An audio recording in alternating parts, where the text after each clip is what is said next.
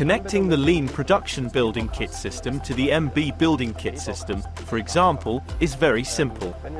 For example, if we use the corresponding fastening material and end connector 8D30, we can attach the adapter to groove 8. Then use end connector 8D30 to attach the profile tube at 90 degrees to the profile groove. If you want to be free in your angular position, you can also mount the ball joint fastener 8D30 and then have several degrees of freedom.